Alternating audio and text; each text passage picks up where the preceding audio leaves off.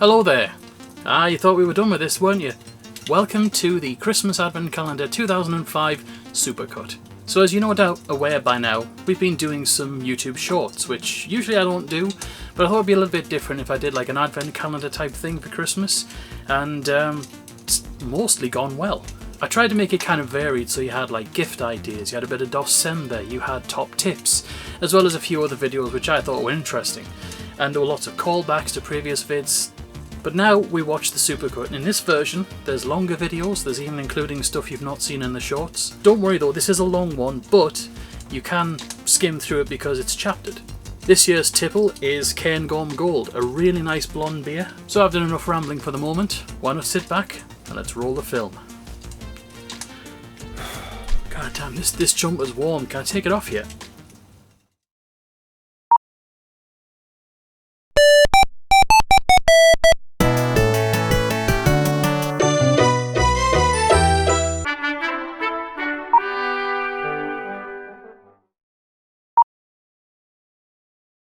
Hi, so it's Christmas coming up, today is the 1st, and hopefully you enjoy the videos that are going to be coming up. For the first video I've got a gift idea that will be very useful to many people, especially it'll be useful to me coming up in the near future. What am I talking about? Well, today I'm talking about a soldering iron. Now yes, I've done YouTube shorts on this, so you've seen it before, and I know it sounds like I'm repeating it, but we're actually going to open it up this time and have a detailed look at stuff. So, this is the PIPER.EXE HS01. Now this came from AliExpress, but you can get these from various places, including Amazon. A USB-C type soldering iron. I haven't soldered for about 20 years and I really need to get back to it because it just means I won't have to bother anyone. Okay, had a bit of trouble getting into it there. There's the manual. Completely in Chinese, although I'm sure there's a translated version somewhere. Oh no, wait, there's some Russian. Maybe there's some English somewhere. Yeah, there's some English. And here we get a look at the iron itself. Man, that looks nice. Look at that. Quite an elegant little thing, actually. Get what looks like a little cover. That's nice if you want to just toss it in like a tool bag or a tool box. You also get one, what looks like chisel tip with it. That's quite useful, because at least they actually do give you one, and they don't sort of just leave you hanging. I'm not entirely sure exactly how that clamps in. I don't know if you just plug it all the way in. I assume these were for locking, but they must just be like vents or something. Now you do need more than just that to start soldering, but luckily this came in a kit, and here's some of the items that came with it. You get a bunch of tips with it, such as a fine tip, another broad chisel tip, a fairly standard pointing tip, a really aggressive chisel tip, or whatever the hell they call that. They don't really say, they just call it soldering tip KR, oh well. And another one of those. So this is good for the various types of soldering that you might want to do. The kit also came with all the necessary things to power it, including a very flexible USB-C cable, one that can convert to a barrel jack, as well as a power supply, though I do have a desk power supply which I can use for that too. It also came with some solder wire, and a little thing to rest it on, though I do have something that's a little bit better than that. Another thing that would be a good idea to get that didn't come with this kit is a solder sucker, so you can remove solder from things you need to remove a component, or you made a boo-boo. That'll never not be satisfying. Another good idea might be to get one of these. Sometimes they're referred to as helping hands. Basically, it does exactly what it says on the box. You can hold the circuit board while also magnifying it, so that you can have two hands free. One holding a soldering iron, and the other one holding the actual roll of solder. You've also got a space to put the iron down as well. Much better than that smaller object I showed just before. Oh, but don't forget your soldering mat. This one's even got little pots. So you will see the soldering iron coming up where we're going to solder some things together. I actually can't wait, I think it's going to be fun. Well, that's it for now. See you next time. Hello there. It's Christmas, in case you hadn't realised it. And you want to extend the Christmas cheer to every corner of the world, including every computer. And well, you've been playing on your dad's PC and you feel it's a bit boring, so you want to kind of jazz it up and make it all festive. Well, I got you covered.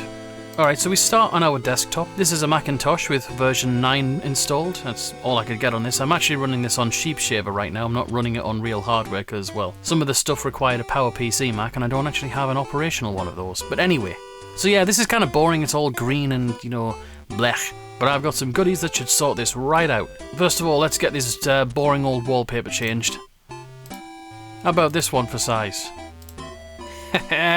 Oh yeah, that's a Christmas scene to behold, absolutely certain.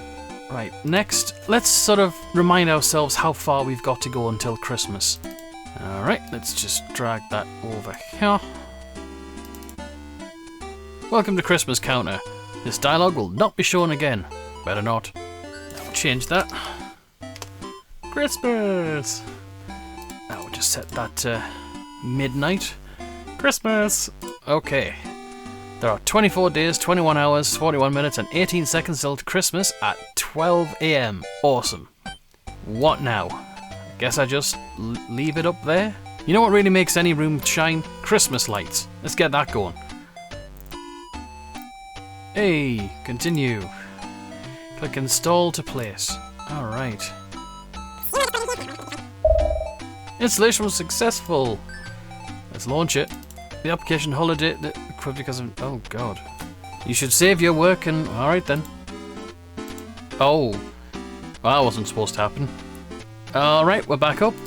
Let's try it. It comes with music!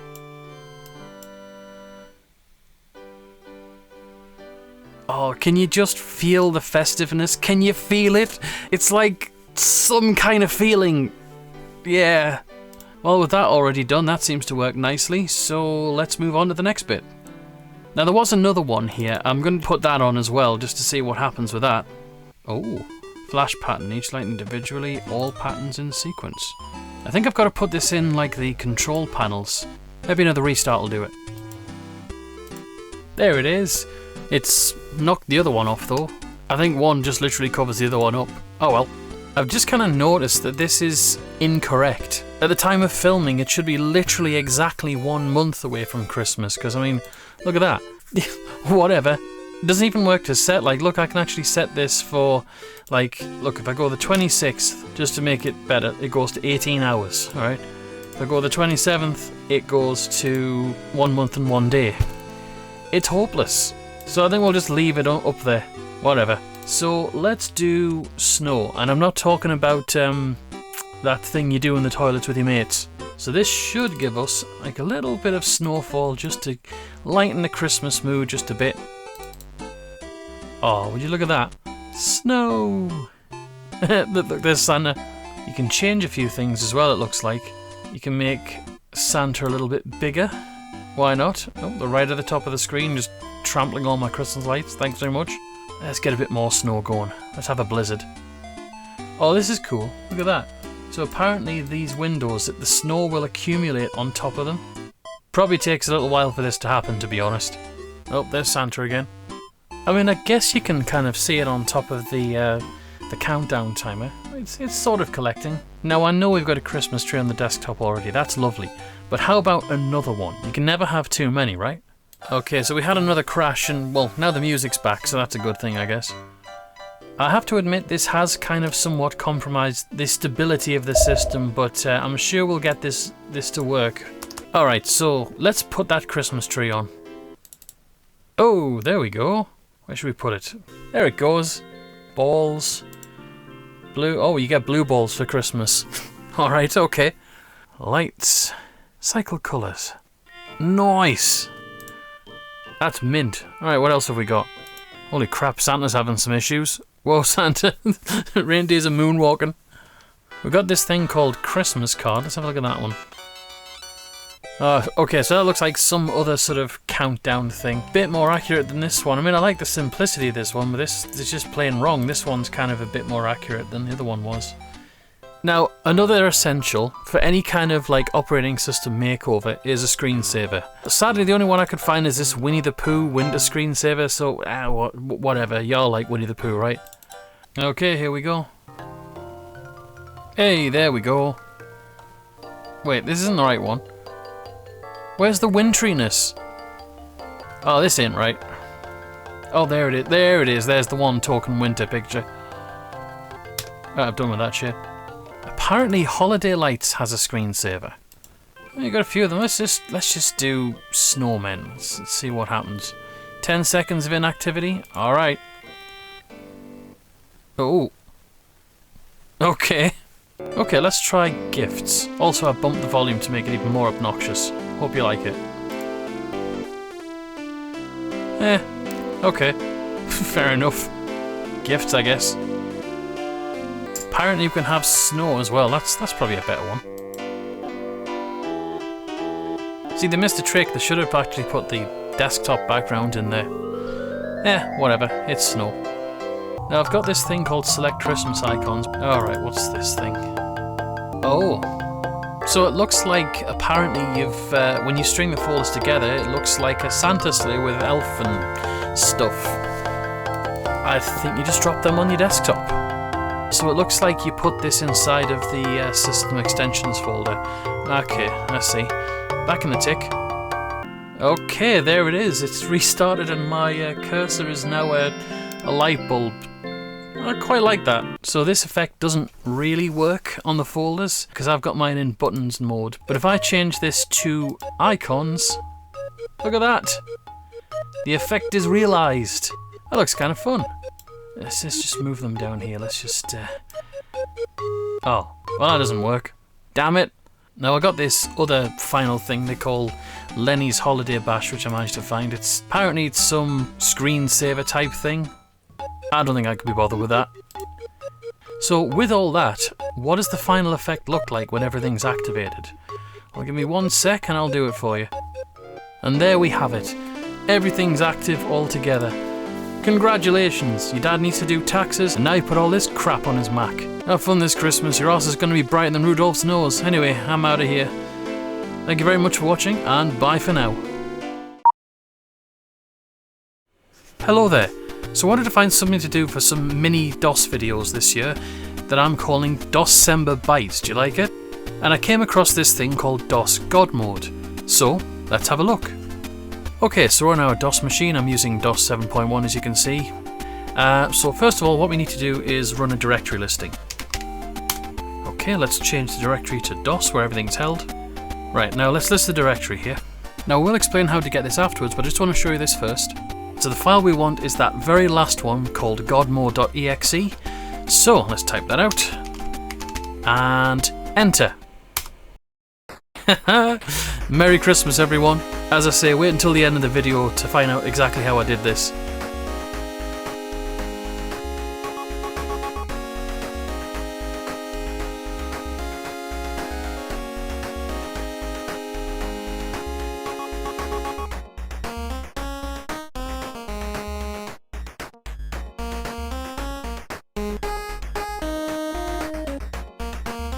Okay, that's enough of that.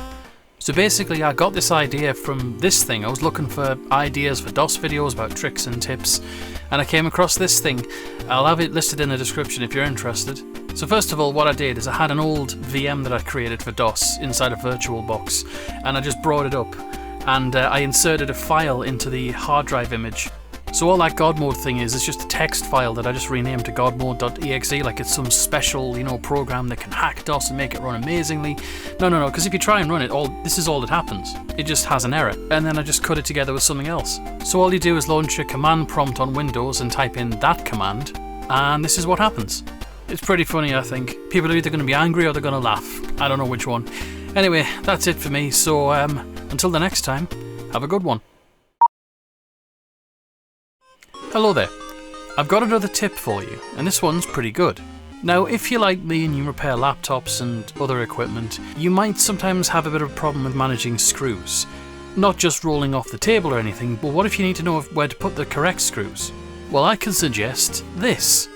Now, what is this? Well, this is a magnetic screw mat. It can, of course, hold your screws like this, for example. Doesn't go anywhere, or at least not very much. But the great thing about this is you can actually draw a diagram to tell you where the screws go. When I got this, it came with this little dry white marker. So for example, I could draw, let's say, my MacBook.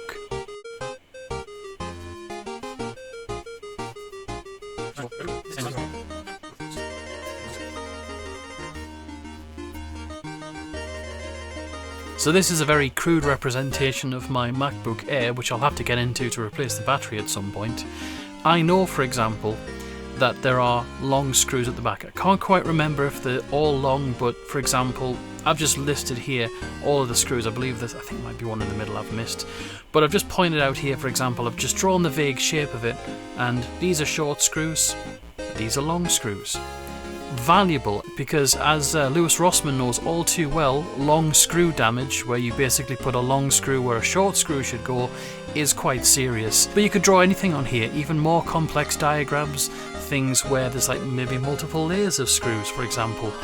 It could be something that aids you greatly in your repair adventures. But not only that, you can also lay the screws themselves on here. Now, of course, this isn't the screw that is from my Mac, but I could just say lay that on there. Or put the long screws at the back. At least with this, they're not going to necessarily roll away on you. And so long as you don't scrub them with your hand, this could be the best guide you have for putting something back together. And why not, to go along with that, why don't you get yourself a magnetic dish? Useful for, as I mentioned at the start, to stop screws rolling off the table, just drop them in here. They won't go anywhere. Awesome. You can get these things for not very much from Amazon. Go check it out now. So that covers a couple of useful magnetic accessories you can add to your tool list. They're going to help you out a great deal and hopefully stop you making silly mistakes and losing things that you need. Anyway, that's it for now. See you in the next one. Hello there, and welcome to another video. So you got your soldering iron, but now it's time to actually do something with it. So once again, I've gone to our partners PCBway and we've got some good stuff in here. Check it out, Commodore 64 game cartridges. Now imagine this, you're a kid. You become interested in the Commodore 64 and your parent is only too happy to help you indulge in this hobby. Why not build some games to go with it, to play on the thing? And that's precisely what I did here. See, I went to PCBway and I looked in their shared project section and I made some carts that we're going to assemble today. So the first ones I got that I'll show you, because these are already unwrapped, these ones are for Pac-Man. And I have to say thanks to PCBway, because the quality of these PCBs is second to none as per usual. I mean, just look at that. A specified black background and a yellow solder mask, which is kind of appropriate. You could go with any of them though. I think it was green it started out as, with like a white solder mask. This one's the simplest of the lot. All it really has is a 100 microfarad cap that goes in there and an EEPROM. That's pretty much it. Next up is Frogger. Check that out. Now this is a little more complex. You've got an EEPROM there and some other components, as well as there should be an LED that goes into the eye there. So this is the most complex of the lot. Should still be pretty simple to do. And the last ones for today are Bubble Bobble. And there that one is. Awesome. So for these, I'm only really going to do one of each. The thing about this is, whenever you order PCBs, it's a minimum order quantity of 5. So whether or not I ordered 3, I actually got 15. But that's fine. So I think what we'll start with is Frogger. Partly because it's green, and I love green, but also because it's Frogger, man. Come on. So it goes without saying that the boards aren't the only thing they need for this. I bought all the components as well, more than I actually needed, of course, just in case I screw up, or if I want to make more in the future. I've got all my sockets for these. The design didn't necessarily specify sockets, but I thought I'd do it anyway, because knowing my luck, I'll insert something, the component will be broken, and then I have to desolder, which I don't really want to do because I can't be bothered. It's difficult and a pain in the arse.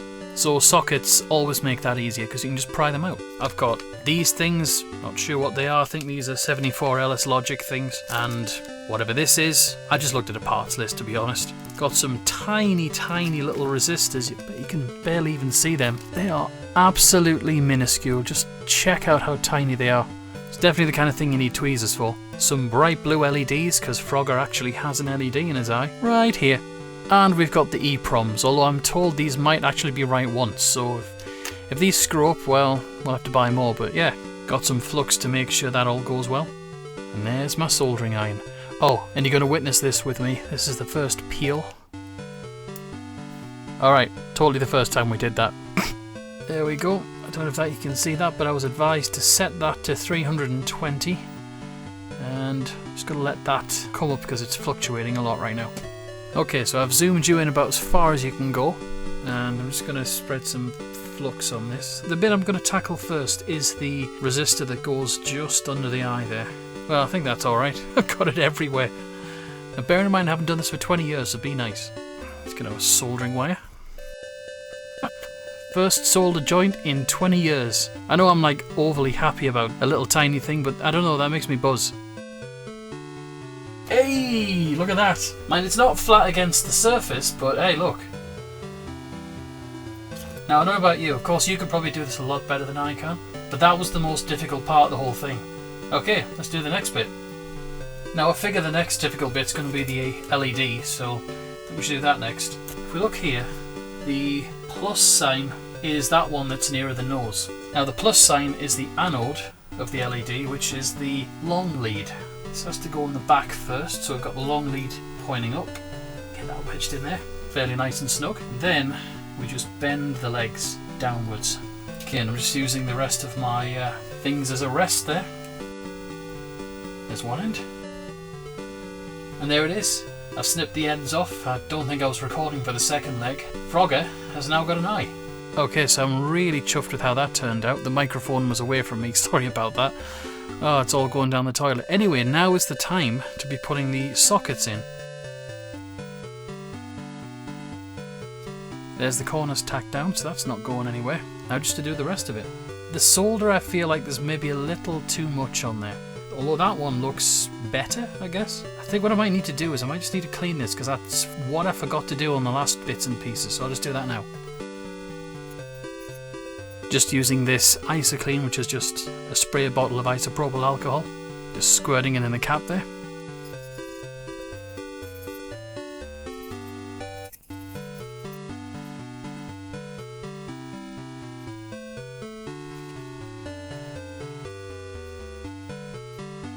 I think it's going okay. I think I put too much on these last two, but it's going.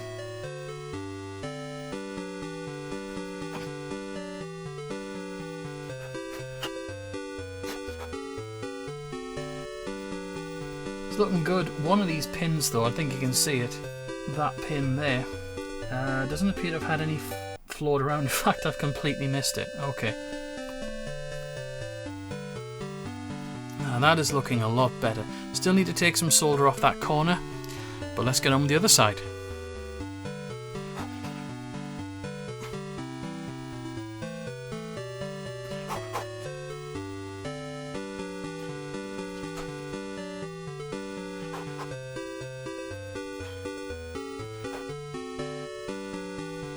That side went a lot better than the other sides, and that is firm as a firm thing. Mint! Alright, so I think what we'll do, try and tackle the more difficult one because that's closer first. We'll do that side. Oh, also remember, always line up the notch. You see you've got a notch on the end of the socket and a notch on the end of the silk screen. So just put that in there, better than I'm doing. It's made a little easier by the fact there's already a socket in there to sort of make it a bit more stable.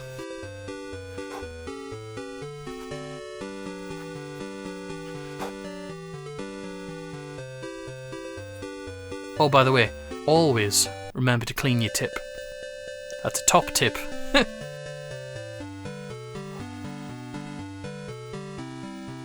Yeah, some of them look good, but some of them also don't. And that end one hasn't taken any solder at all. That looks better.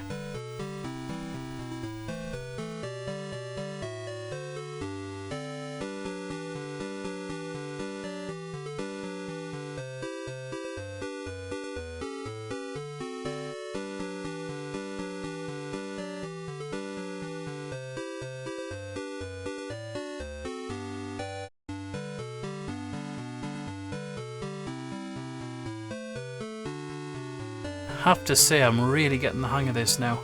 Damn, it's going so well.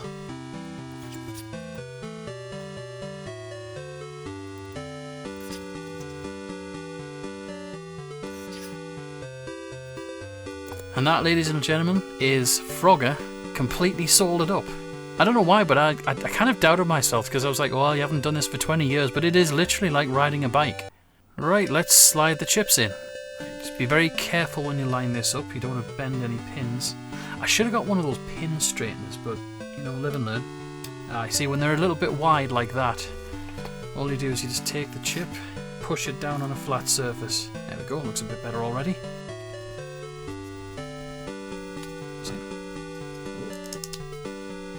And that's it.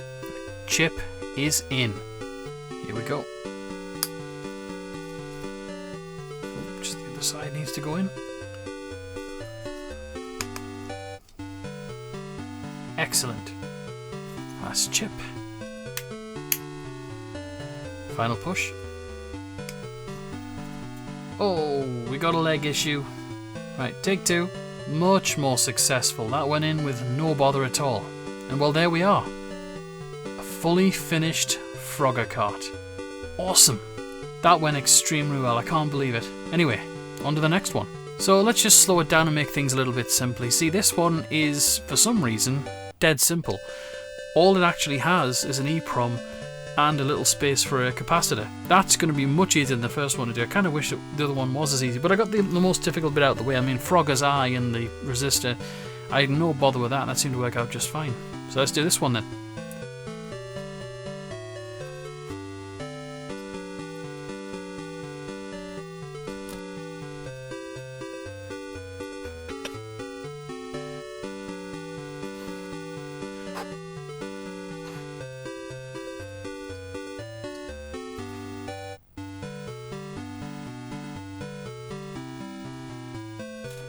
A little bit too much again, but hey look, I'm getting more confident with it. This is, to my mind, still going much better than I thought it was going to go. It's alright.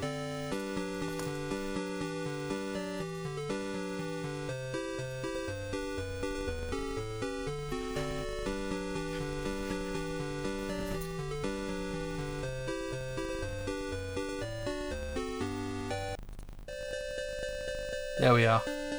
Did that in double quick time as well. Awesome. Alright, now we've got the little capacitor here, 100 microfarad.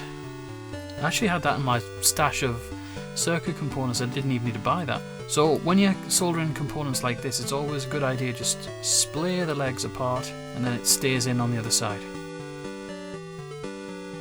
Like magic. Top tip. Save these little bits of wire for offcuts. I may show you in a future video. And would you look at that? Another cartridge finished, nearly. Done! And now we come to the last cartridge we have, which is Bubble Bobble. And it's much the same as Frogger, but if you like watching people make circuit boards, I don't think you mind watching this.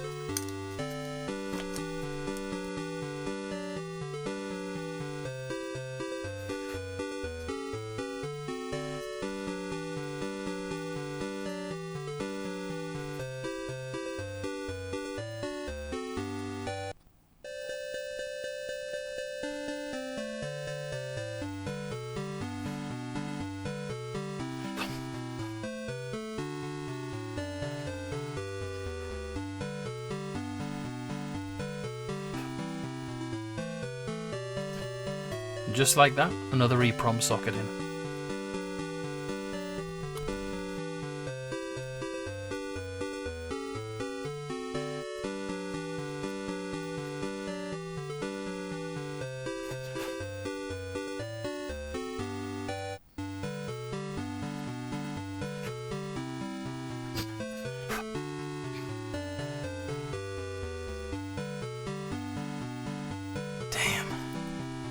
I'm actually buzzing at this. This is so brilliant. I love this.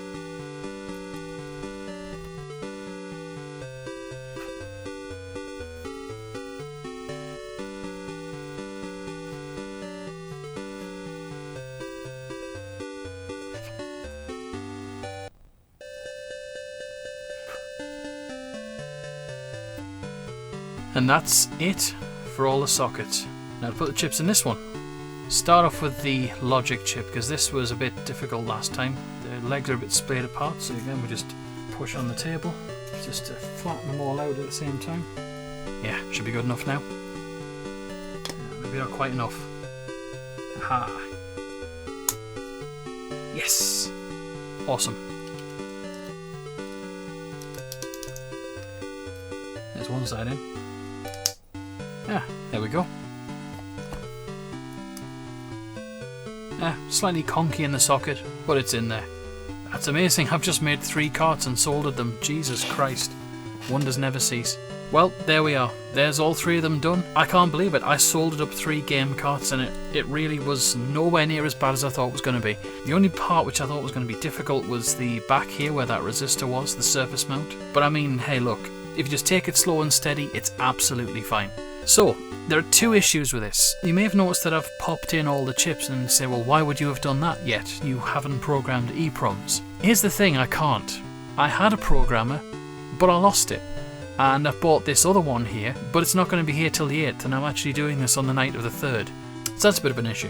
Also, there's an even more fundamental issue. I don't actually own a Commodore 64 to pop these into. So I'd have to find somebody who could test these out, or I'd have to buy one off eBay or something, and I may never know if these work. But hey look, we built them, right? And that's the point of this video here. It's a fun project to get your kid into soldering, or yourself into soldering if you are just like me and you buy things for nostalgia reasons. Buy a C64, make a cart. It's honestly the best fun in the world. But that's it for now. Hope you enjoyed. See you next time. Hello there, you join me on Windows 98, and we are going to do another decoration session. Picture this, your dad got a shiny new Windows 98 machine, and well, pretty much you've not learned your lesson from last time, and you feel this is just as boring and it needs sprucing up. Again. I'm doing this one through 86box because I don't actually have a Windows 9X machine available. The Ultimate 95 machine isn't finished, the Ultimate 98 machine isn't finished, and while I did have some kind of little mini desktop thing, I have no idea where it is, so software it is. Works just fine, I guess. Now, Windows 98 theming is a little bit different to macOS theming. This adds something called desktop themes, which I've enabled here, and you get this convenient little interface where you can just select them. I've also taken the liberty of installing the Plus pack to see if there's any Christmas themes on there, and there doesn't appear to be, but I'll just show you what you can get. You've got things like a science fiction theme, an inside your computer theme, I love that one. You've got a nature theme, and you've even got a Garfield theme among others. But I do have some tricks up my sleeve that will mean we can get Christmassy stuff on here. So I managed to find some themes and stuff which we can install to get basically the same kind of thing. Now with Windows 98 you can go really far with this stuff, as you saw in those examples. You can change fonts, window colours, icon sets, sound sets, a whole bunch of stuff, screensavers all at once, and this is perfect. So we don't have to piece it together like last time, but we can apply presets. So I'm just going to spend a few moments installing all of these and I'll be right back.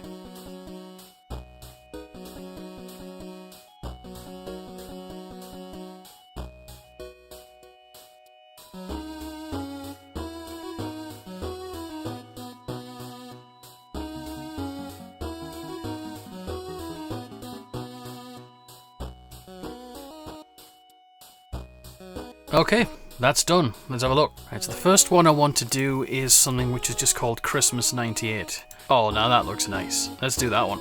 And there we go. That's it. See, what it's done is changed all the fonts, the start menu and taskbar are a lovely green colour. That's a really nice green, actually. And you get little noises. Oh god. Let's check it out, actually, because like this usually has like window expansion and what's it called? Maximize and restore sounds.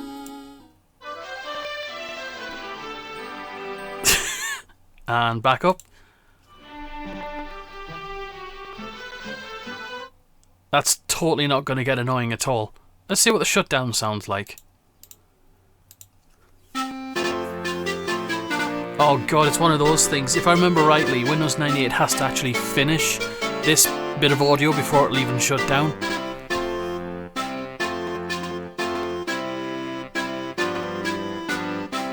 Oh god, it's still going. Hey, and off we go.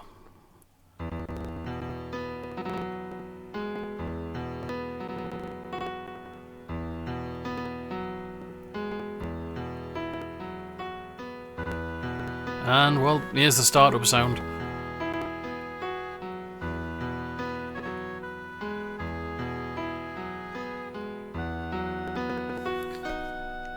Alright, shut up. The emulation I'm using isn't too good, that's why it's stuttering, but there's the startup sound for you. So these things usually come with screensavers. I think this one should be installed here. I didn't find it in there, but I did go in the theme folder, because if I remember rightly, I've seen this before. And you have to install this. Let's do that.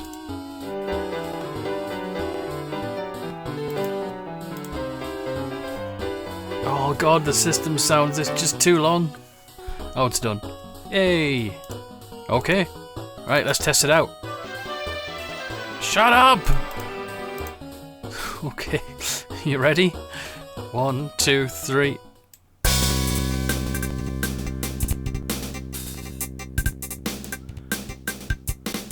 It's stuttering, it loves it so much.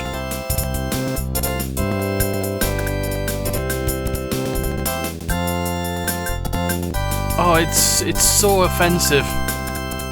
Imagine that thing going off every 15 minutes.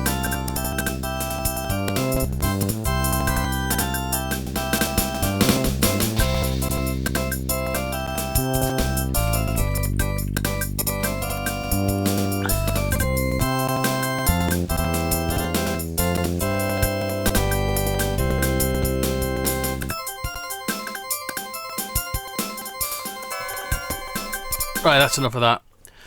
Ugh. No, actually, no, forget that. We'll turn that off. There was this other thing that I found here, which is just like the macOS one. You can make it snow here. Yay! It's snowing. That's actually pretty good. Oh, look, there's like trees appearing everywhere. Oh, it looks like you can adjust it here. So you got wind, normal, a little bit of wind. Oh, look, it does. It goes along the top of the window as well. Speed. Let's do some fast snow. It's good. Let's make lots of snowflakes. Let's really make it snow. Oh, it's blowing around. Let's set it to blizzard. Completely useless and pointless, but my god, it's fun anyway. One last thing. It's apparently got a Windows 98 logo install. This I have to see. Okay. Break the PC even more. Alright, well apparently that's done. Let's try it again. Oh, I saw a flash of it there. Oh, there's the start of screen. Yeah, they were crap, I just removed them. Next theme on our list is another Christmas theme, obviously. I think it's this one. That looks alright, actually. Let's try that one. Now that's a Christmas card scene if I ever saw one. I mean, it even looks like it's been scanned from a Christmas card. It's got that weird sort of print texture on it. You've got like a white gap to the side. Anyway, icons are good, not so bad. There's nothing for my documents for some reason. Just look at a little blip for the start menu. I don't know what that's about. Does it have any restore or maximize sounds? Oh, a little bit.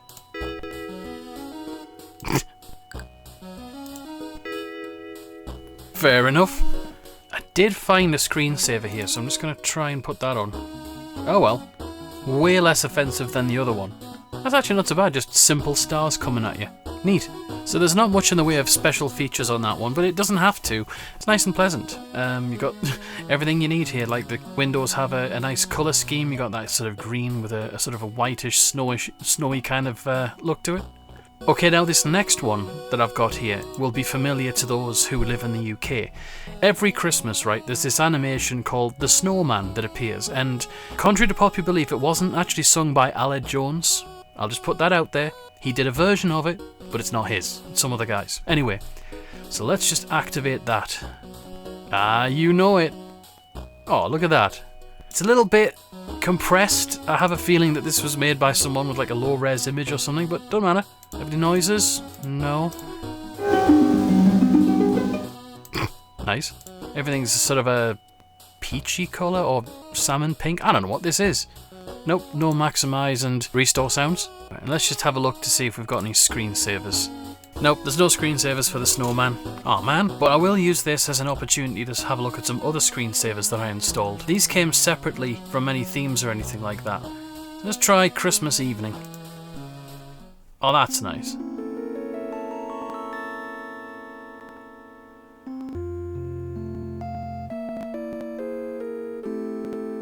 Chestnuts roasting on an open fire. Alright, so it's basically like a Christmas scene with like Christmas items pinballing it around the screen. Okay. Let's have a look at Snow Kids. What, is it just basically kids covered in snow? I don't know if it's actually meant to be like that. Nah, not into that one. Alright, and then there is Christmas Snow. So I think they operate around a similar theme. They're basically just Christmas things that bounce around the screen. God, that Rudolph doesn't look so hot. So yeah, that was the brief look at the themes I've got. So I think out of all of them, I prefer the simple sort of star screensaver on the first theme we had. I think this looks the best.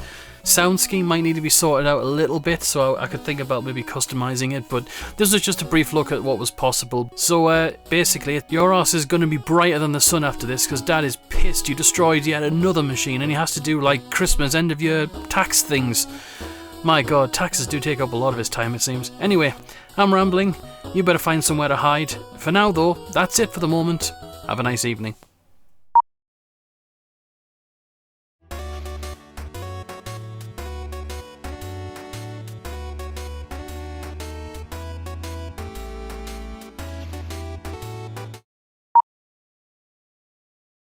Hello there, you joined me at my desk.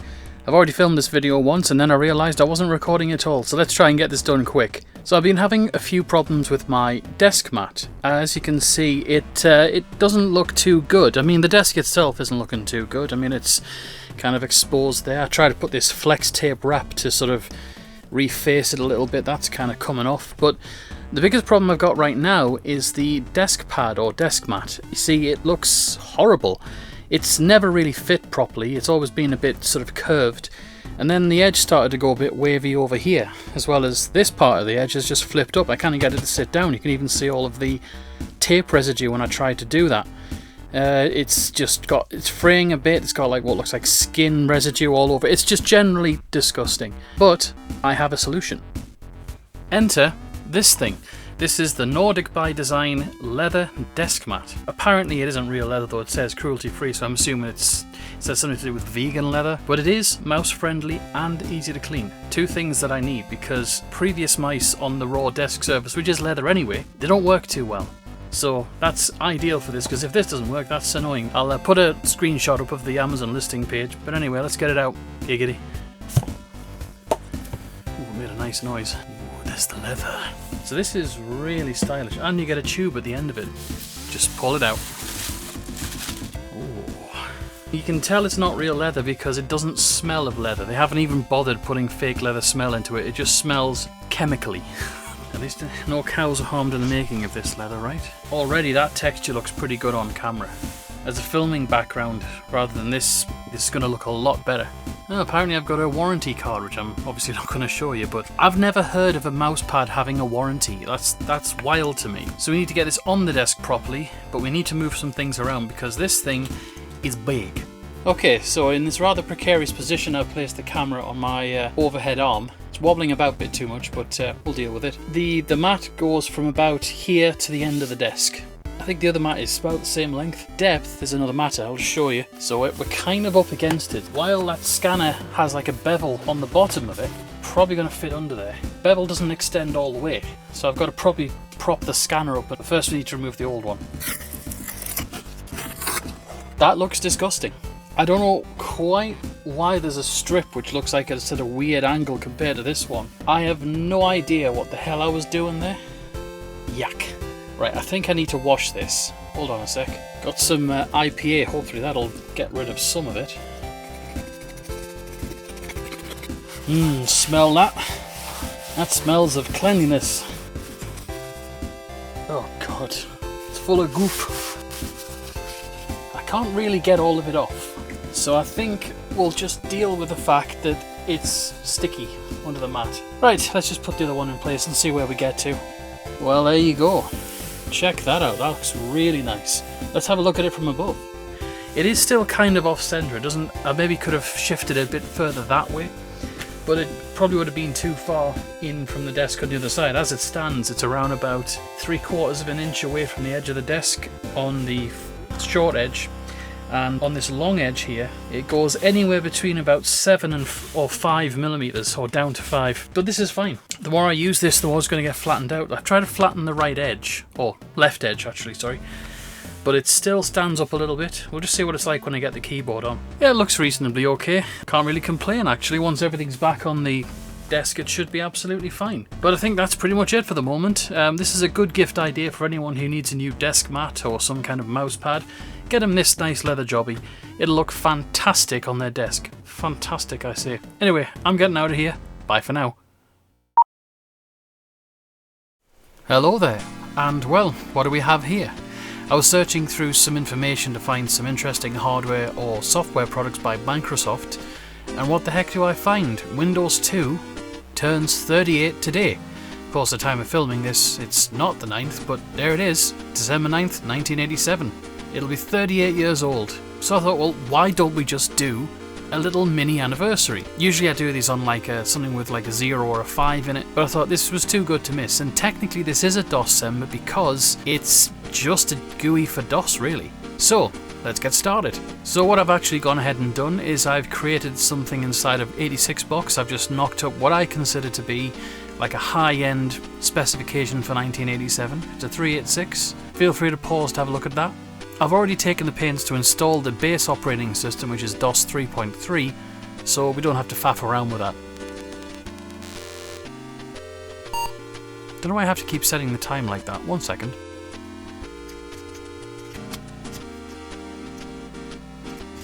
So this is just the MS-DOS prompt, so I think what we need to do is just load the floppy and let's get going.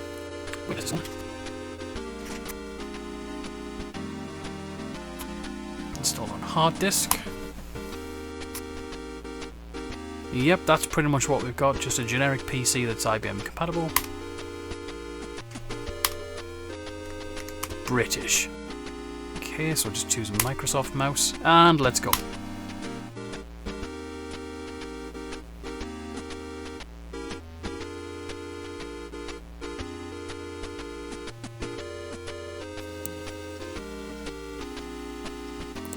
Okay, so let's just choose the UK from here. This way.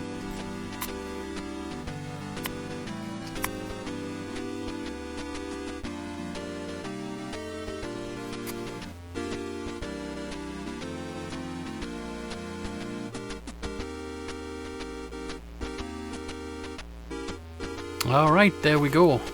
There's Windows 2 installed. Moment of truth, guys. Hey! Windows 2. And that's it. There's Windows 2 installed. Fantastic. Now we can begin to explore it. Alright, I know what we've got to do. We just got to do this. Let's do an old one. Old ones are the best. There we are. Alright, let's have a look at the time.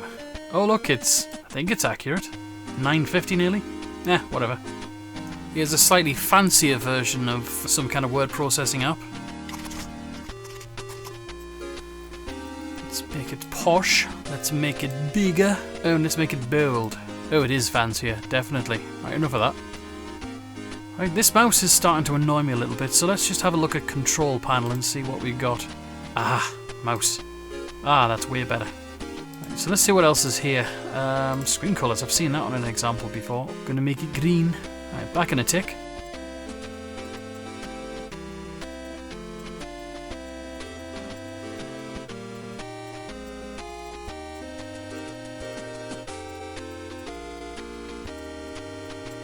Check it out. Haha! Love my monochrome. Alright, so done with that. Ah, this is one of the best things ever. Check this thing out. This was one of the first operating systems as well to have keyboard shortcuts. That's one of the features they added. Although mine don't appear to be showing right now. I don't know why. I might be running the wrong version. Let's just check. So yeah, we are definitely running Windows 2.03. That is the first version that was generally available. Right, we can draw stuff now. There are no colours on this, and I suspect this is probably due to the video adapter that I've picked. So let's go to patterns. I've seen someone else do this. Let's put a pattern in the background. And get a paintbrush. Alright. Well, that absolutely sucks, but whatever. We'll have to try and do some artwork in this one day. It's very different to sort of modern Windows, like everything is just shoved in the same folder. But we might be able to make this look just a little bit better. I had seen something mentioned. There we go. We also have a calendar. Seems legit. Oh, would you look at that? Reversey! Damn it. I have no idea how to play Reversey. Okay, well, I can't really work out why the shortcuts are not appearing there, and I can't work out what else I'm supposed to do with this. So that may be just the whistle-stop tour of Windows 2 that we can do right now. So if you want me to actually, in the future, make a hardware-based machine, like we'll build a 386 or something, maybe for the 40th anniversary in 2027, I know it's literally about 2 whole years away, then yeah, I'll do it. If there's anything else you want me to do on Windows 2 in the meantime, anything cool, any applications we can run, then let me know. But that's it for the moment. Bye for now.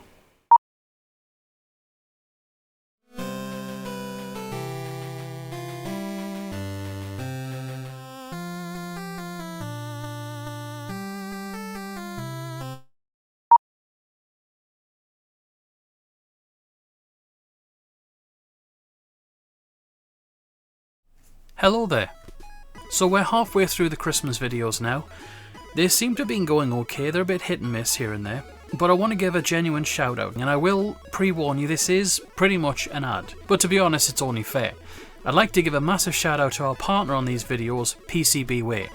I've already used them extensively in this particular series of videos as well as many times before, and on projects that you haven't seen yet. But you may wonder, who is PCBway and what exactly do they do? PCBway is the one-stop shop for PCB manufacturing. They have a great variety of solutions for your PCB projects, with build service available if needed, for prices starting at only $5. But that's not all.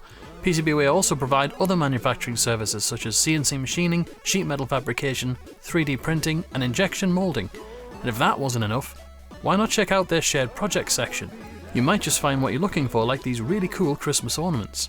And why not check out PCBway's 8th project design contest? Whether you're developing a cutting-edge electronic circuit, crafting a mechanical masterpiece, or integrating AI with IoT for smart solutions, this contest is your stage to shine. Submissions run until the 31st of January 2026, with winners being announced on the 10th of March. You can pick from 3 themes, with prizes available for the winners. So why not check out PCBway.com for all your PCB needs? Don't delay, buy today. So yeah, what are you waiting for? Get out there, design that PCB, or build something you got, or even just order a whole PCB assembled, or use any of their other wonderful services. They've been a great partner to me, and I hope they will continue to be. That's it for the moment. Have a good one. Hello there. I did have a video planned for today, however the processing of it is going to take absolute literal hours. It's done, all we need to do is just edit it, but this is a substitute video which was going to be the next day but still may contain valuable information about things that will happen in the next video. I want to talk to you briefly about LED polarity and also of some common components, because like me you may be about to do some stuff with electronics, maybe you haven't before, and it might help some people to learn these basic rules and you'll be more informed when you attempt it. So the first thing I want to talk about is LED polarity. That's these little things right here. This is a through-hole LED, meaning it just goes through holes and gets soldered from the other end of the circuit board. The thing to remember about polarity here is that the anode, or the positive lead, is always the longest. The cathode is the negative lead and will of course be the shorter one.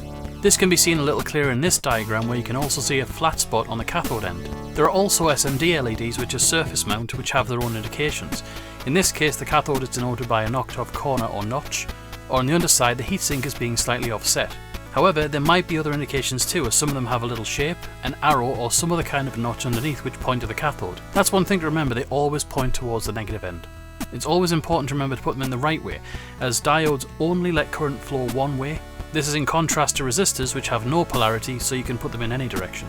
One other thing that's important to know about is capacitors. While you might have some capacitors, like ceramic or thin film, like the one here, which don't have polarity, you also have electrolytic capacitors which do have polarity, and in this case they're denoted by a stripe. This corresponds typically with an indication on the silk screen of a flattened off end. Match it up with that. I'd also like to make a mention of an application called ElectroDock. I've had this for quite a while and it's on Android, no idea whether it's on iOS or not, but basically this is really handy if you're into electronics. It's got things like LED resistor calculators, information about resistor color codes, and much more. Also pinouts for common connections, like for example this jack connector. In general it's really useful, so I definitely recommend this, and if you go pro it means you have no restrictions and, more importantly, no ads. So I hope this little crash course in common components is going to help. Definitely in the next project, which is supposed to be this one, we will be looking into that. It's very important to get it right or things just don't work. Well, that's it for now. Have a good one. Hello there and welcome to another video. Yep, we're back soldering again. First time round we did the C64 cards, they came out pretty well. And this time we're going to do something else, and this is definitely very Christmassy, this one. Once again we were helped out by our partners PCBway. Let's have a look. Alright, we got a whole smorgasbord full of designs here. In no particular order, I'm going to show you these ones. This is a Christmas tree. This one's going to be substantially easier than other ones because this is pretty much just through-hole LEDs. And I've got quite a few of those. We also have a Christmas bauble, nice purple thing. We have a snowflake. That one's going to be nice. We have a Christmas star. Another type of Christmas bauble. I think I like this one a little bit better. And a snow globe type thing. Isn't that nice? Now interestingly, I actually got a load more of these than I should have done. Usually these packages contain 5, well there's 4 in there, and there looks to be 5 in there. And I definitely I checked the order sheet and I definitely ordered 5, so it looks like PCBway gave me some spares. So that's good, I guess. Now there is a lot here, but as before, I'm only going to do one of each. And I think we'll start with, in no particular order, let's do the snowflake first.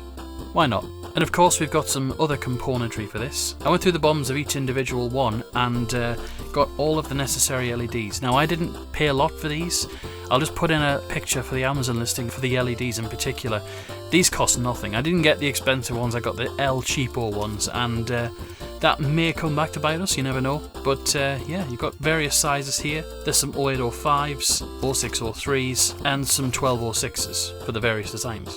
Also got a couple of reels of resistors, and this is a bag full of little switches. Only thing about these LEDs which I've been kind of warned about is in the comments, or rather the reviews on Amazon, some of these apparently don't look right, like the colour's a bit off, like the blues had a tint of green in there, but to be honest, it's part of the charm, and I don't really care. It's all fun and games to me. But I think we just need to get on and build. So once again, I've got you in as close as I possibly can. I think my soldering iron's heated up now. Yep, we're at 320. So the plan is, because this is all surface mount, it's different to through hole in that, of course, it's just all on the surface, but not only that, we need to make sure there's enough flux on these. Technique, as of last time, is to basically just tin one side of all of these different pads. And once that's done, it's easy to put the components on there. So let's just get some flux on it and let's go.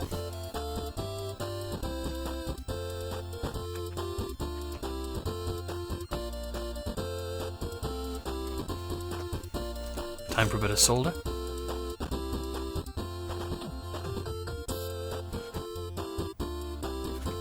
And that is done and dusted. Might as well go ahead and do the back as well to tin where the resistors go and possibly where the switch pad is.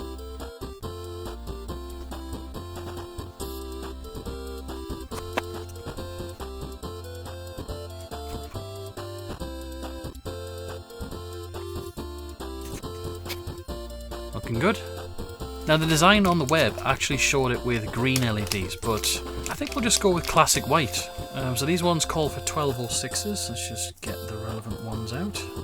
Right, there we go. These are so tiny. This is why I'm glad I'm using a soldering mat, because several of them just fell out. That, I don't know if you can see that, but that is how tiny those things are. Man oh man. So I don't know if you can see that, but I might have to do that in the edit.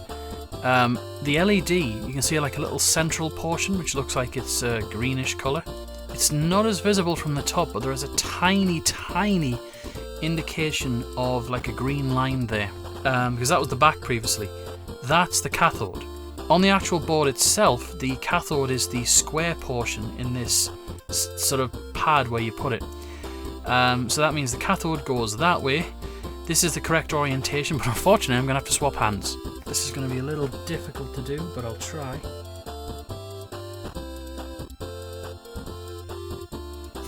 I had a little bit of a tug of war, and I'm not sure it's perfectly on the centre, but well, first LED's in.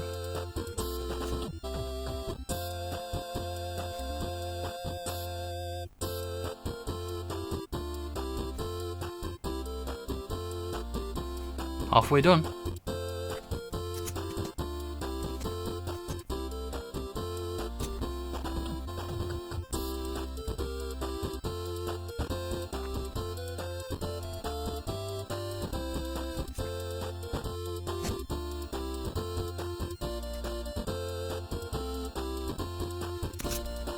And there we have it. Again, not perfect. I think they're all on there correctly. I may not have put enough solder on some sides, like they look particularly dry. I think we'll just come back to them afterwards. Alright, next we just got to do resistors. Okay.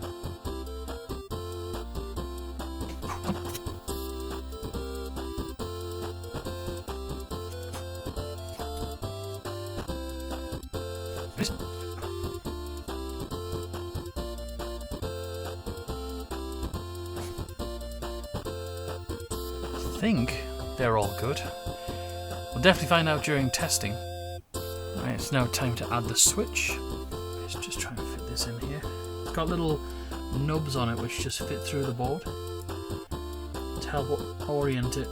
There you go, that's on there.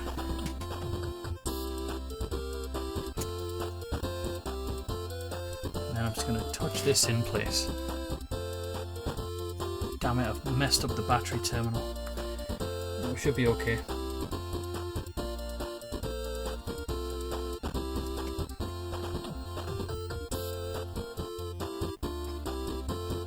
Right, I think that's on there now. Just to solder the rest of it up.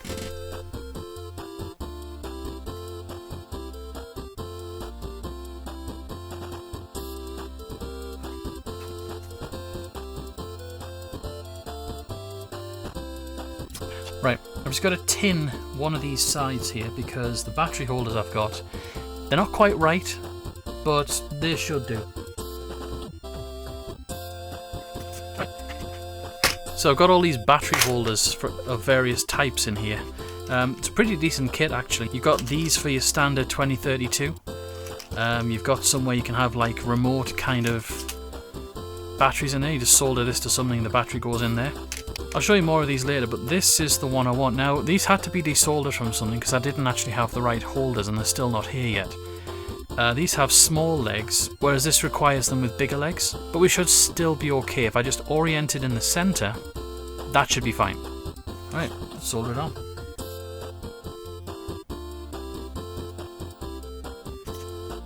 Could use a bit more solder because that kind of detached itself, but the idea is working.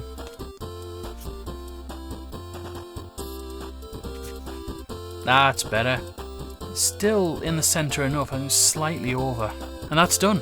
Battery holder is snug, switch is on, resistors are in place. Now we just need to test it. Right, eventually wrestled it from its packaging.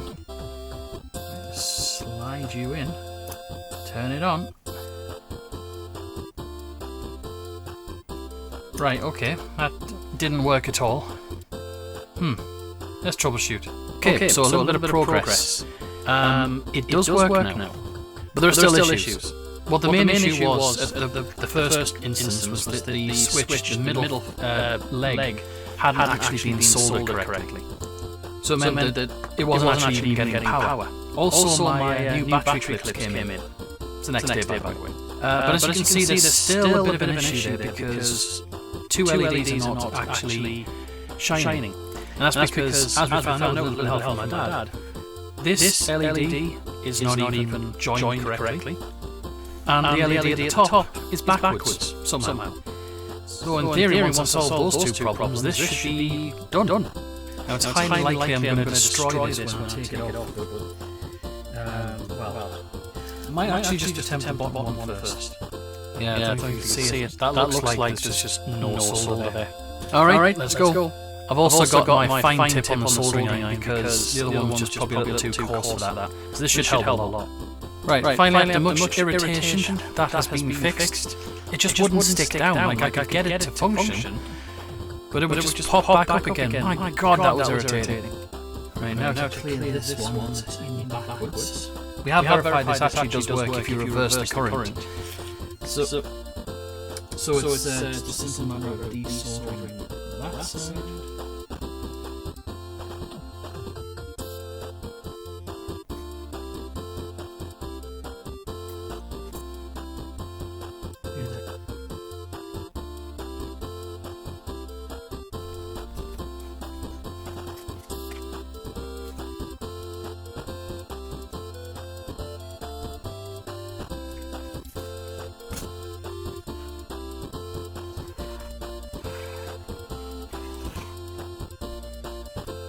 Right, so in the process of actually getting that off, I have destroyed that LED, but I've got loads, so it's alright.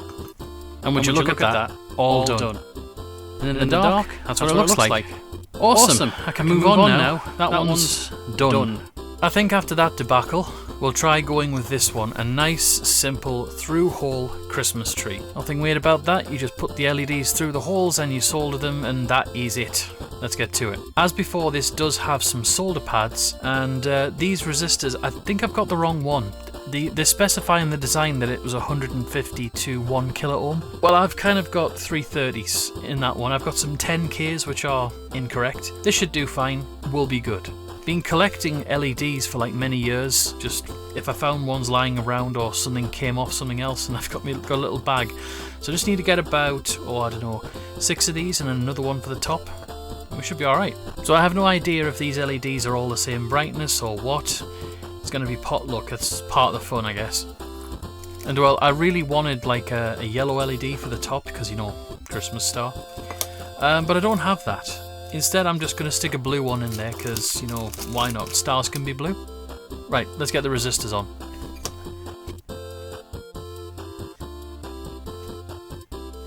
There we go. I also realised I've just forgotten to flux them up. Okay. We'll be good, we'll be good.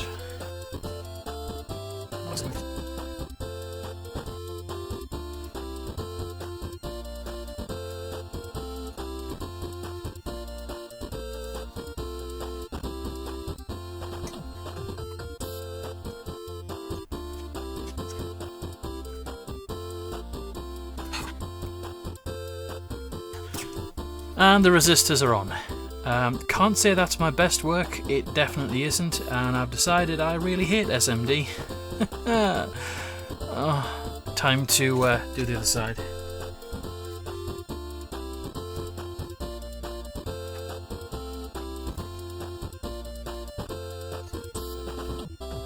And done.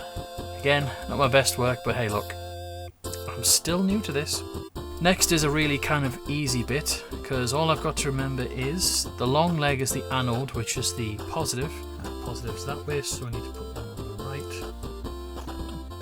And that's it. Oh, out of shot completely.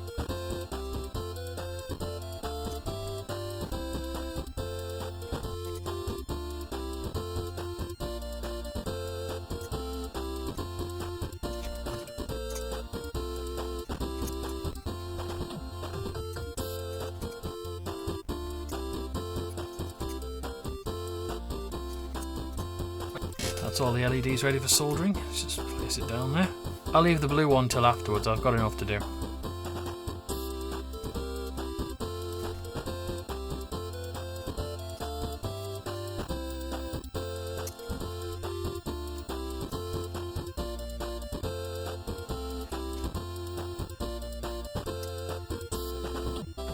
And that looks to be it. Okay, let's get these chopped off.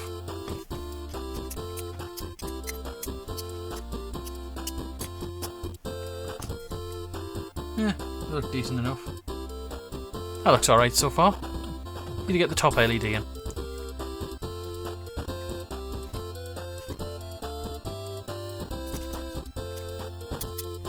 Alright, now we're done.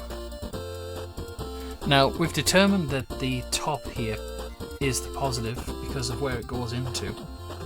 So that being the case, with the battery holder that I've got here, this clip on that side will touch the side and the top, whereas this will touch the bottom, which of course is negative. But that would go in this orientation. But I just need to tin the pads, just makes it a lot easier. Now I was recommended to change the tip on the soldering iron to this thin one to try and do the back of this battery holder, because as you can see it's fairly small in there, but I wonder if I can chance it. It's nice and quick. Let's see how this goes. We'll just target the back. Ladies and gentlemen, I do believe we have the battery holder in place. Okay, got my battery.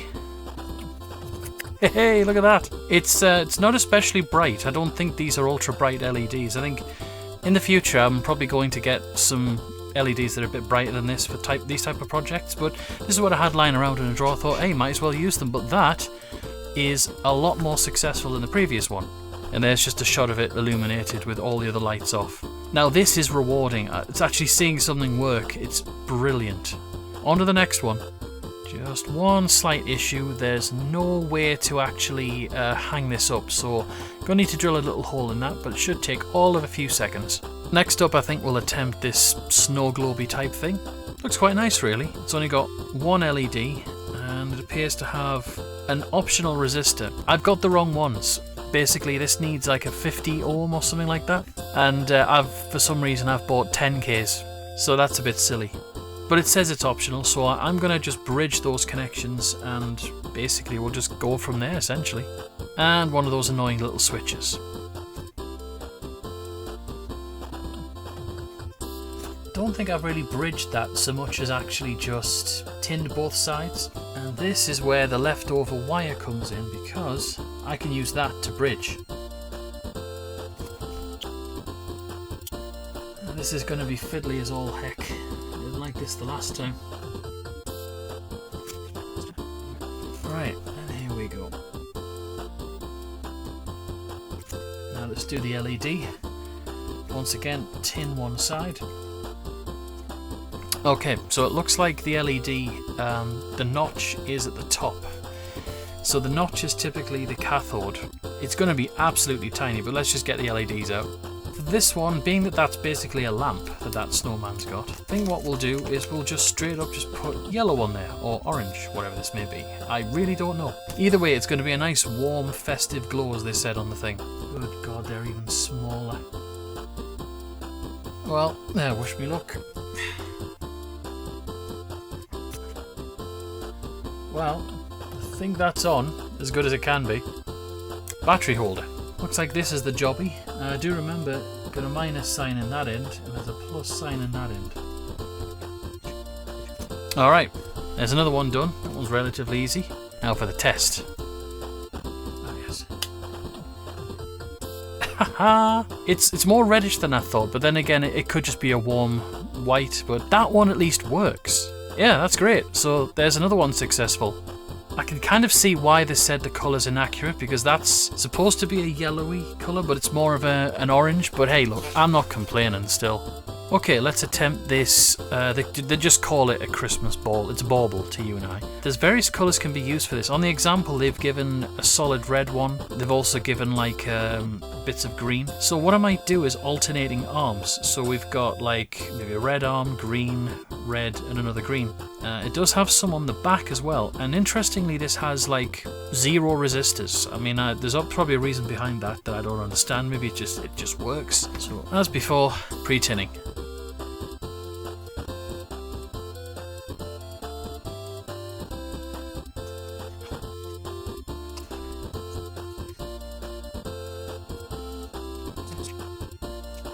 A little bit messy there. It's pretty much done. I accidentally touched the front of this one, which is a bit of a disaster, but hopefully you won't notice too much. Let's try and get some LEDs on here. Even though it was only a few minutes ago, I'm still amazed at the size of these things. Yeah, luckily there's very good indication on the bottom of the cathode end, so whichever end it points to, as we said, that is the way it goes. And these are green LEDs we're putting on first.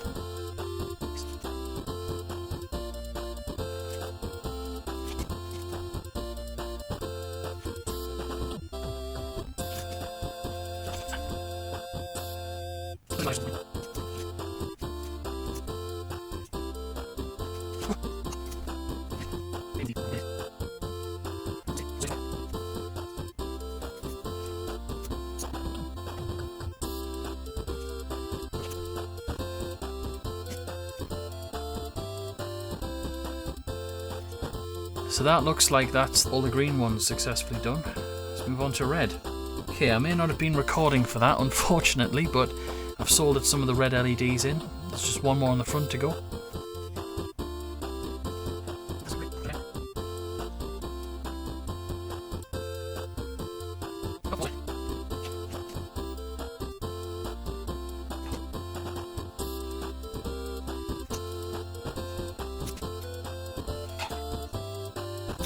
Right, that's as good as that's going to get. Cool, and the last LED.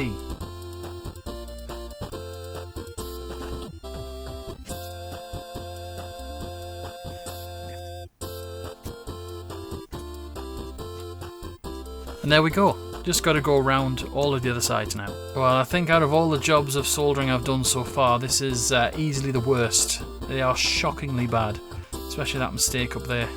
And if we look at the back, it's not much better really anyway. Time for a switch. A lot of reflections on here, so I do apologise. And we're done. Looks good from underneath. Battery time. Doesn't work. Okay, right. Okay, so what is the deal? Alright, I think we need to call it a night. Okay, now as for this one, The problem actually isn't the LEDs. The LEDs are fine, as is the switch, and so is the battery connector. What the problem is that maybe some of these LEDs could be damaged, and we're not really sure, but they may be inserted backwards, but not because of my doing. Here's a fresh one, and as you can see, I'll try and point them out here. Each one of these pads has like a square around it. That's supposed to denote the negative terminal or cathode. Unfortunately, this design here, they're not all the right way. See, these, my dad helped me with this one as well. And whereas some of these are correct, like the plus sign is at that end, on the back it's completely flipped over. So of course when you try and put diodes, for example, LED or otherwise, only allow current flow one way, so they can only go in one way, and that's been flipped over. So as far as I was aware, I was putting them in correct, and I maybe have done, but it's unclear what's going on with this. So I'm going to try again and see where we get to with that. There's other designs I'm doing as well by the same person. I think originally by PCBway.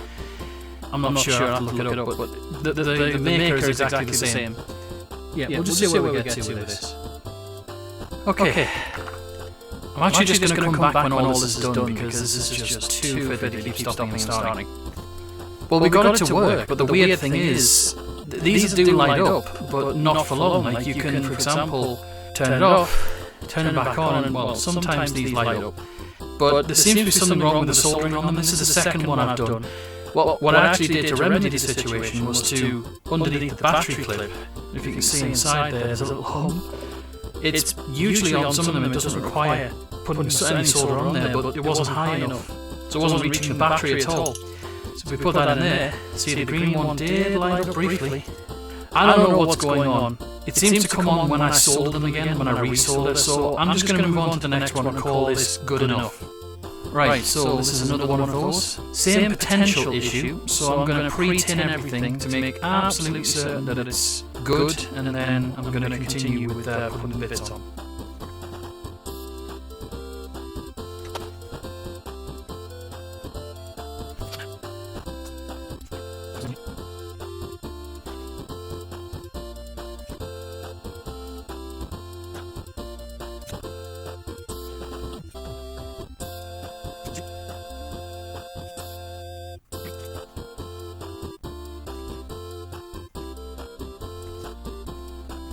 There's all the LEDs on that one in double quick time. I'm really getting the hang of it, but these are so tiny, you wouldn't believe, like, I'm craned over this thing, just trying to get them on, and I'm wobbling all the time.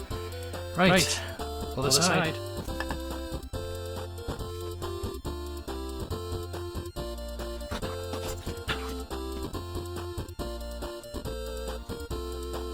And while we're here, I also tin the battery connectors.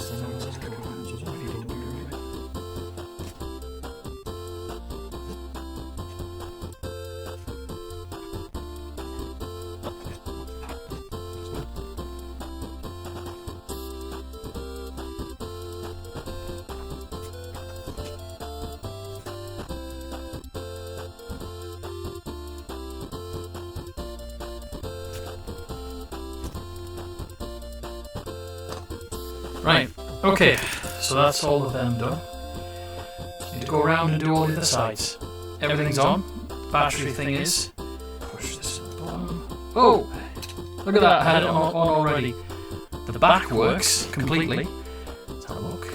And the front works, yes! Success, ladies and gentlemen. Alright.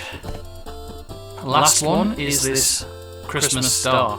And this one's special because I have some special LEDs. These ones are RGB flashing LEDs. It took a little while to get here, but they arrived this morning. So let's do the usuals, let's tin it up and get them on.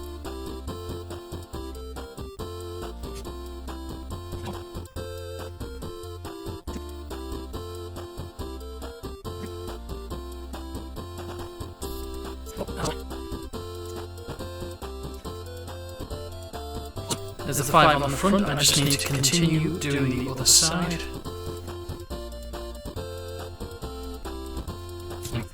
Man, that was easy. Okay, so the other side, we've got 5 more. Let's tin it up.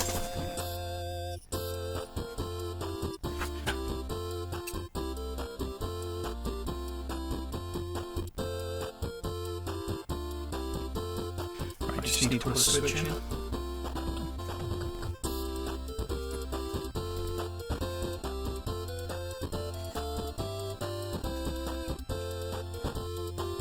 Right, now I just need to do the rest of the other side.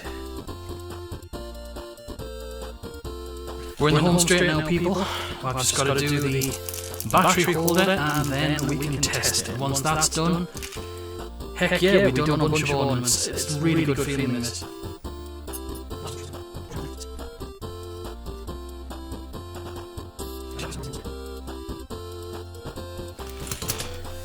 Oh, there we are, ready for a battery.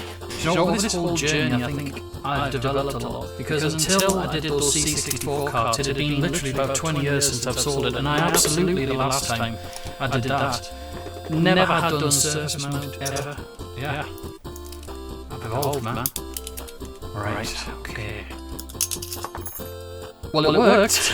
I just need to, I need to solder this on again. Hold on a tick. Take two. Hey, that's good. Now this one, I just need to redo that one because it's probably not on quite right. But check that out, there's the RGB lights in action. Well, there we go, folks. I'm extremely happy with how all these things turned out. A few trials and tribulations along the way, and one of them has a bit of an issue with its green LEDs. No idea what's going on with that one, it's done enough. They look fantastic on the tree as well, as I'm sure you'll agree. They really do complement like a windowsill if you've got one of these trees on there. To hang them as well, I've got a load of these little gold hangers. I did actually manage to drill my hole in the top of the Christmas tree, and I did re-drill a hole in top of the snowman and the lantern. I'm amazed with how they turned out. I hope you like this video too. That's it for this video. Bye for now. Hello there. Now at Christmas, a lot of the gifts you might get do revolve around like electronics, for example, like, I don't know, phones, games consoles and other things. Well, how about this? You just got a new PC for Christmas, but it's all in bits because the challenge is going to be to build it. But why stop there? Why not, instead of just building the PC, you build the peripherals as well? That's what we're going to do today. Got another box of goodies from guess who? Once again, this is with our partners from PCBway. They have assisted very nicely in this project, and I'll show you what this is in just a moment, but first I'll tell you what we're doing. There exists on the internet a company called Bamboo Lab. Now they usually are responsible for making 3D printers, and they actually have a website a bit like Thingiverse where they have models and things to download. And one of the things they offer is a project to build your own mouse. So they provide the models and then you go and get it printed, preferably on a Bamboo Lab I would imagine, but pretty much you can use any printer. Of course, I used our partners today at PCBway. Now I have had this apart, it doesn't usually come bundled in a bag like this. And here it is. Here's my parts that I got ordered. I did mine in resin as for the bottom and the actual top sections. And the middle section was done in lime green ABS, not PLA, because I thought, well, what if that starts to break down? It's probably unrealistic. I just want to show you the quality of this though. This is absolutely crazy. This is meant to be resin, by the way. It's meant to be their... I can't actually remember the name of it. I'll put it on screen to show you what I actually got. But this seriously is beginning to look almost as good, or practically just like injection molding. It's got this really nice texture to it. Like, you're not going to lose grip on this anytime soon. Very organic, the shape of this thing too. Now you can see just a little bit of scuffing near the back, but to be honest, I don't really care. This thing is meant to be used, and probably over the years of just using it in your palm, it'll just wear that down. It'll be absolutely fine. They did actually give me two bottom sections for some reason. I don't really know why. I think maybe there's a slight dent there. I can't work it out, honestly. But at least it means I can probably make another one down the line, because it looks like, yeah, I've got two. But of course a mouse is no good without electronics, so I've got that here, which, yeah, they've stuck the barcode right over the label. Good going. This is provided by Bamboo Lab, and they sell this for about $12.30 total. I managed to get mine from Amazon for $9.99 total, and it was available on AliExpress as well, but it would have either taken A, too long, or B, I think it worked out a bit more expensive, something like that. I don't know. Either way, we've got the electronics, now we need to build it. So they do actually have a guide on the website as well. I'm just going to watch that while I do it. Right, so there's the actual mouse electronics, which has got the dongle and the board with the sensor in it. Cool. And this looks to be everything else. Come on. Right, the first thing they advised me to do is take the cover off the lens, but I don't appear to have one. Good-o. Alright, next is to fit the lens into the body. Put it in upside down. That was kind of silly. Nope, it was still the wrong way around. That's the way around you do it. That's the switch. Right, now we need to put the wheel on. Awesome. Scrolly. Hey. Nice. Right, and there's then what looks like the battery connector.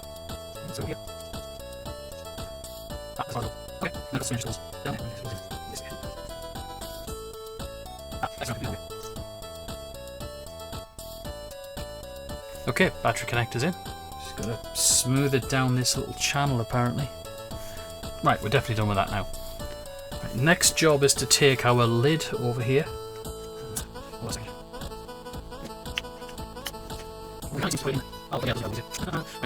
Nice, that's in.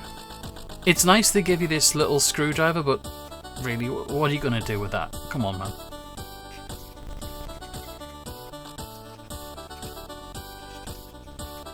Check that out. We got a solid construction, man. Mouse wheel feels pretty firm. Oh, the battery thing's coming out though.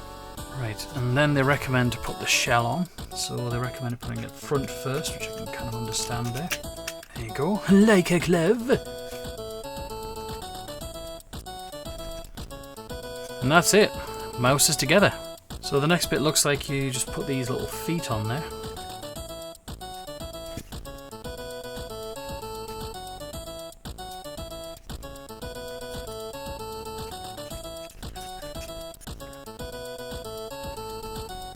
Excellent. Feet are on. Right, at this stage the battery would go in there and then the guy in the video just deposits that in there. Of course we won't be doing that for testing, but I realised what I've done. I haven't printed the battery compartment. What a doofus. Let's just pretend that that's fine. But the rest of the mouse looks fantastic. I've gone for this sort of almost like Borg kind of look, so you got like black and green or something, just a little bit of green poking out through these little holes. The buttons don't have a lot of travel mind, but they feel okay. And I think possibly things need to be maybe sanded or trimmed on the inside, but everywhere you cut it, that's pretty good. The mouse wheel is a little bit stiff, however I'm moving it there and it appears to be loosening up slightly, so it's probably just because first time it's being used. So let's get to testing. Okay, battery has been acquired. Oh, it flashed. Good sign. Okay, so you find me on my desktop. I'm about to test it. I've got the dongle in hand. Oh, that's good. Hey, look at that! It works perfectly, and just to prove it, give me 1 second. Here I am on the screen, and here it is. I realised just before in the previous capture the cursor was turned off, but as you can see, it's definitely on the screen, it's definitely working, all the good stuff. You create a new file, blah blah blah, new folder, whatever. I'm not showing my desktop items currently. And the wheel works well enough. It is still really stiff. I'm just going to have to do something about that. Maybe just lubricate the wheel or something, or check out the plastic on the inside, because it feels like it's rubbing on something or it's contacting it a little bit. But either way, that's really good. So there we go. There's a wireless mouse, which I've 3D printed from Bamboo Lab. Why don't you try it? Create your own peripherals. The satisfaction is immense. You actually built the PC, not just put it together. Anyway, that's it from me. I hope you enjoyed the video. Bye for now. Hello there. Just a quick little tip for you. If you've ever been repairing things, well, as you know, the idea is to make the thing better, not worse. And all of your good work can be undone if you just don't screw things together properly. Well, what the heck do I mean? I'm talking about cross-threading, and I'm going to show you a little trick that can help prevent that. Now, say you've been working on something like this, for example. This is my main game controller, my Cyborg Rumble from Cytec, and you've just finished it up, you've just been repairing it, putting new sticks in and everything, it's all lovely, and you're going to screw it together. Well, there's a trick I can show you which will mean you can eliminate cross-threading forever. So here you are, you've got your final screw, you're just making the approach, you put it in, but what you do is you don't just start turning. Now it might be fine, you could be absolutely okay, but if you cross-thread, well, you could break the post, or you could strip the screw thread and then the screw falls out and the thing just doesn't stay together very well. if you turn the screw backwards, as in anti-clockwise, you should hear a little click. And what that is basically is the screw threads falling into the thread of the post. Let me just demonstrate. Let's see if you can hear this. Do you hear that? Hear that little click? Once you hear that, that's your signal to screw it in as normal. Job's a good one. This is an excellent tip. I learned this from the YouTube channel FranLab by Fran Blanche. There's some excellent videos on there. If you're into like old vintage equipment, old audio stuff, lots of videos about really interesting lamps, that's your channel. But anyway, that was a short and sweet one. I hope you found that useful. Bye for now. Hello there. Now, on these series of videos, we've seen a lot of things, gift ideas being one of them, and I've got another one here. In the course of running this channel, there's been several tools that I've gotten which do a job very specifically. And one of the things you definitely need in your life is a rotary tool, and I got one right here. Now, this one they call a mini electric grinder, which is kind of accurate when you consider what's in it, but basically it's a rotary tool, but it's wireless, or cordless, or whatever you want to call it. I got this from Amazon about just over 2 years ago, and it's actually been very useful. You see, I've always needed something. For example, when something needs to be just massaged lightly in place, or something needs to have a hole drilled through, but I don't want to get a whole ass drill out just to do a little hole. And if you've ever watched my DOS console video, you'll know that, for example, that would have come in very useful for massaging the sides, potentially, of that drive bay adapter. Man, oh man, I sanded away at that thing and couldn't get it to fit. But let's see what's inside. Of course, we have the rotary tool itself. It's pretty basic. Not really much to see. You've got a speed control. You can start it off low, up to the 5th setting, which is dentist drill territory. It's also got a light which can be quite useful for illuminating things you're working on, although, to be honest, get a good light source. Charges via micro USB. What you get in the box is the usual instruction manuals, a charging cable, though mine's never actually been used, I've just used other cables. And you do also get this mini kit of accessories. You've got all the usual things in here. You've got your grinding discs, polishing discs big and small, you've got some drill bits in there, and sanding drums which fit around this thing, collet adapters, and various grinding stones. Not bad. If you wanted a more extensive set of accessories, then why not pick one of these up? It's got all your grinding tools, various drill bits, lots of those sanding drums, grinding discs, more collets it looks like, flapper disc. Yeah, you can pretty much do everything with that. So yeah, an incredibly useful little tool. I think you should have one of these in your arsenal for definite. I mean, I used mine recently for drilling a hole in one of these ornaments that I did for the Christmas tree. It didn't actually come with a hanging hole, so I just drilled one in there. Works just fine. So yeah, that's it for the moment. Get one of these, or get one for your loved one for Christmas. That's me, over and out. Hello there. Well, we've already made a mouse, so why not let's build a keyboard too. Let's get to it. Okay, so I got this thing off eBay. It's a really cheap kit. I'll just put the price of the thing on there with a screenshot. It's beggars belief how good it is, and if I could just get the damn box open, I'd show you. Quite a neat little thing as well. I think this is what they call a 10 keyless, because you just don't have the numpad over here. It's more constructed than I thought it was going to be. I assumed there might be some building required, but it looks like it's pretty much a whole unit. It's got really clicky keys, so I'll let you listen. Even with no keycaps, this thing sounds really good. Really solid construction. I mean, I'm flexing it a little bit, and it does flex, as well as this corner feels like it's maybe coming apart slightly, but I mean, who actually sits and does that to their key? Oh, but this feature, this is what I really like. See, if you want to raise it up, you just do this. That's good, right? Oh, but you want to raise it up more? Check it out, it's got like a 2-level thing. See that? So when that's down, that's just flat. You can raise it 1 level, which sort of gives you an angle, but then you can raise it even more. I really like that. So it's all very well having a keyboard, but you need keycaps. Here's the keycaps. Classic Chinese grey bag with a little bit of foam in there. That's literally how it came. I only ripped it open to get into it to check it, but yeah, that's the package. There we go. This isn't quite the colour I wanted. The colour that I wanted was actually closer to the plastic on the inside of the mouse that we built. It even was shown to be that colour, but I've got this sort of more light lime green, but oh well. Also, I appear to have gotten the backlit versions, and this is not a backlit keyboard, so the legends on the keys are not very visible. Hey, look, you live and learn, right? But I think now we just need to attach the keycaps.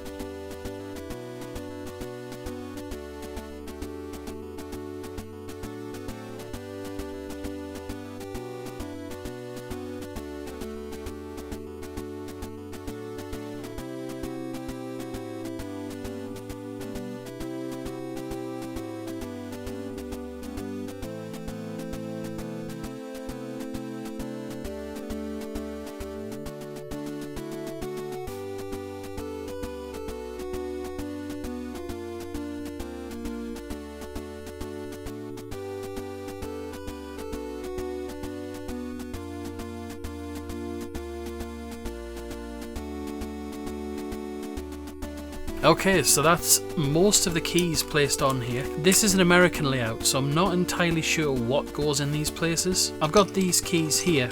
Not really sure which one of these goes in place. I have a feeling that one goes there, but I just want to see what all of this looks like. All keys are on and seemingly in the correct place. Now to test it, you do get a cable in the box, and if you make a boo-boo, you get a key puller. Okay. Well, hold on a second. It is backlit. I don't recall that being the case. Oh, hell yeah. Just have a look with the lights off. Whoa, I either missed that on the listing or this is just a free feature that, you know, isn't mentioned, but I probably missed it to be fair. It's actually backlit. These keycaps were not a bad idea then. Well, let's get to testing. Okay, found a keyboard tester online, just any old random one. Alright, let's stripe across.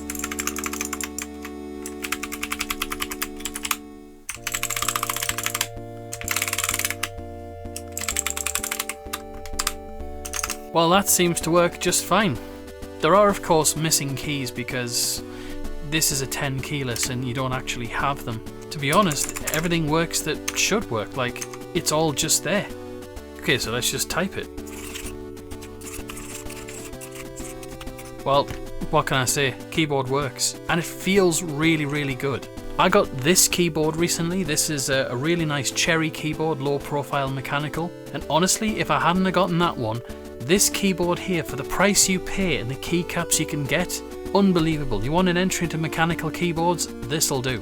Hold up, wait a minute. I just discovered I had this key on 90 degrees round the wrong way. I accidentally pulled the switch out. You can remove the switches and it still works when you put it back in.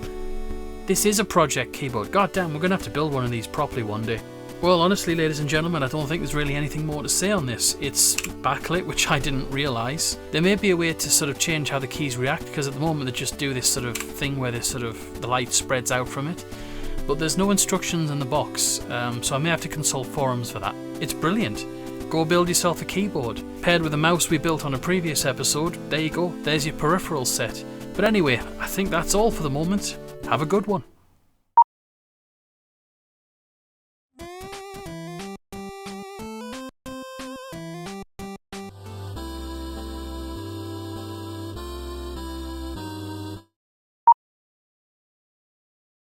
Hello there. Well, seems like you've not learned your lessons since you wrecked 2 of your dad's computers in the past. It's the early 2000s. We're not really sure what year, but it's then. You've been packed off to your grandmother's to spend Christmas there because you are a little menace and you can't be trusted with anything. But she's got a brand new Windows XP machine. And you kind of know where this is going at this point. Yep, you just can't help yourself. Before it was childhood curiosity, now it's just that you are literally, as I say, a menace. So the theme of this one this time round is this is going to be more to do with like the winter fun packs that Windows XP had out in the early 2000s. There was quite a few of them from about 2002 to 2004, and we're going to install all of them. I'm going to see where we can get with the whole Windows theming thing. If we can't get it done, we'll get some extras from here and there, but we'll just see what we've got. Right, so we're actually in a VM. This took way too long to set up, and there's a reason why we've got Windows Media Player down the bottom. Basically, you need it because the audio quality is crap. Speaking of crap, we've got this shit. So I'm going to install all of this, and then we're going to have a bit of fun with it. Alright, so I installed everything, and there appears to be a wallpaper change that just popped up upon restart. Still can't find them, but I'm just going to look in it this way. Ah, there we go. There's some wintry wallpapers. There's one still image. There's a branch, there's a field, ice bush, icicles, small tree. Let's go with that one. It's like bliss in wintertime. There are these images from the greeting cards. They might be a little bit better, but nah, we'll stick with this. Although, from the 2004 pack, there's a whole bunch more. But here's the thing, though. These are all, like, wintry, but they're not, like, Christmassy. That's the only thing. I mean, there's a bear, there's skiing and snowboarding and houses. I mean, that looks kind of Christmassy, that reindeer thing. Kind of looks alright, I guess. I like the other one better. Enough of that. Now, one of the things that was kind of big during this period was the visualizations for the music. Now, let's try and find some music this came with. Apparently, I remember they had songs with them. Alright, let's have a look at that. Where's all the music gone? Unless that's it.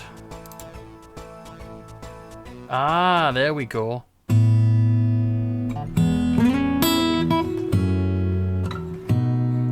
know how I feel about that one.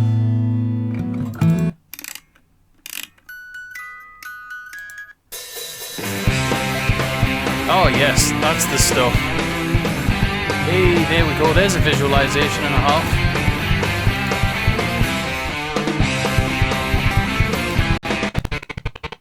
Oh god.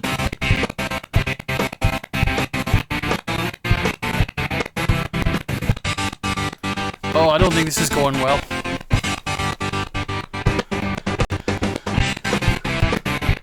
I mean, you get the gist of it, I think.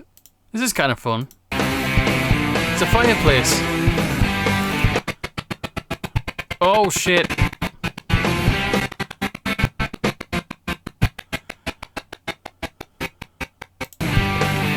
There we go. We fixed it.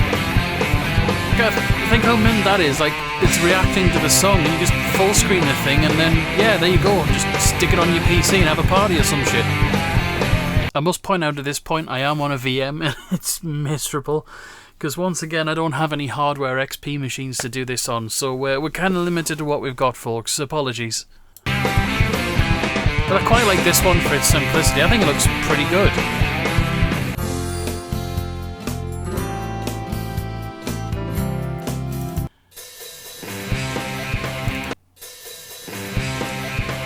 It changes when you keep on loading the song.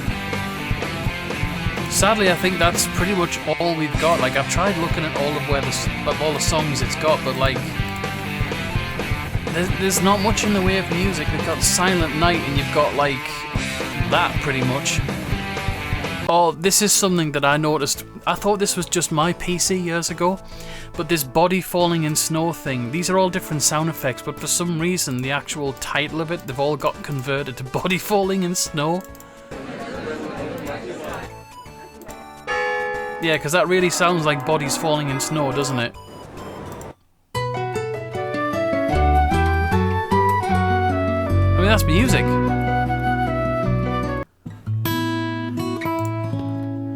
Anyway, that's enough of that. I prefer that one anyway. Goes for the theme anyway. Right, that's enough Windows Media Player. Right, okay, we've got our Media Player visualizations. But have we got the skin? Now apparently these had loads and loads of skins, so let's have a quick look. How do you even... skin mode. There we go. Skin chooser. We've got Frostbite, Ginger Man, Ginger Woman, Ice, and I think that's pretty much it for the Christmas ones, or wintry ones. Tell you what, we're going to go Ginger Man. Why not? There he is. Ain't it nice? But it's not damn Christmassy enough. Well, ladies and gentlemen, I think for the purposes of trying to sort of demonstrate themes, this does not go far enough. I think we need to get more stuff. There is this thing which I downloaded. Let's have a look at that. Well, that hasn't worked at all. Alright, I've extracted this thing. Let's have a look to see if it works. Oh, it's not there. Alright, now it's gonna work. Oh. Okay, well, maybe this is just going to break the system, but we'll check it out anyway. They're not supposed to look like that. It's still not right. Okay. And it reset my skin for some reason. But hey, look, Christmas wallpaper. Fixed it. So this hasn't done much, if I'm completely honest. It's just put it on Windows Classic mode. See, that's what it's supposed to look like. It's supposed to look like red and whatever else, but it hasn't come out right at all. I think I know what I need. I think I've got to get the patched UX theme file. Back in a tick. Alright, we've got our little trick right here. This is going to unlock the theming engine.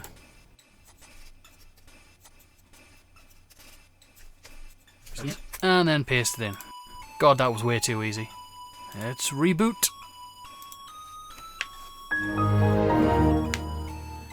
Alright, we're back in. I'm just going to have to do a couple of things. Why does it keep always ruining my media player skin? God damn it. I see, that doesn't work. Well, I don't know how to do this. Okay, so apparently this needs style XP. There are themes where when you patch it do actually work on this. Let's go. Yes, it's all in German. Damn it. Hey, there we go. Okay. Themen. Oh, damn, this is all in German, but... Well, something's changed because even though Styles XP didn't work, look what I've got. I've got loads of these now. Oh, damn it.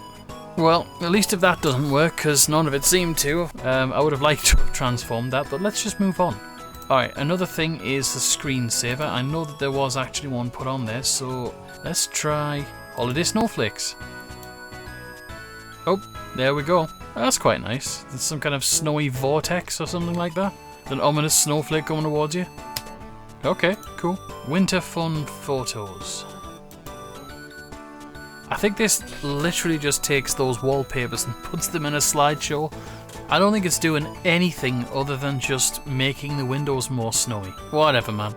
Holiday snowflakes will do. Well, this isn't good enough. I think we need some kind of icons and pointers and sound sets and all that kind of stuff. Do you know what I mean? Right, I've got a little something which I've seen on the internet. It's an official Microsoft thing, apparently. I'm going to try and get it going. I don't know whether or not you have to have XP activated or anything, but, well, I'll try it anyway. Ooh.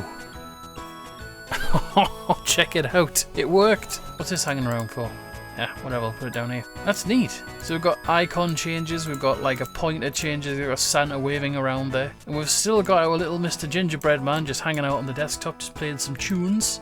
I've seen that there is an actual screensaver specific to this one. Let's preview it. Is it gonna work? Hello? Oh, we have a slight issue there. I think we might have to just restart this.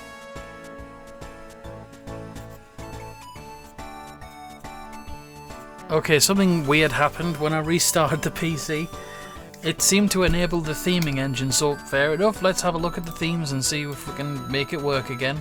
Alright, so it looks like we're on... There's toothpaste. Alright, so we're back where we need to be. I think everything works now. Oh, we got some sounds. Any expansion or restore noises? No, it doesn't do that quite. But still, you got like icons on here. Alright, now back on the screensaver. I think partly it was the switch in resolution because this was set differently, but let's try this again. Preview. Oh, finally, it's kicking in.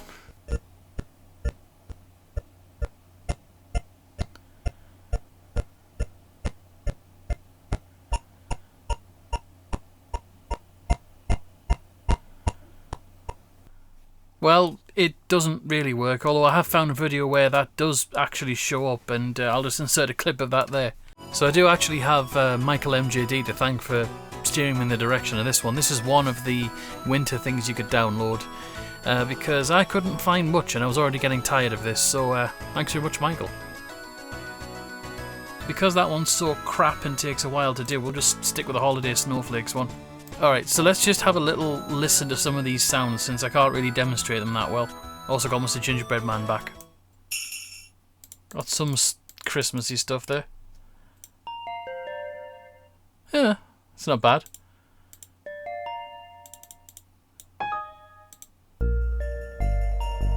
That's when you shut it down.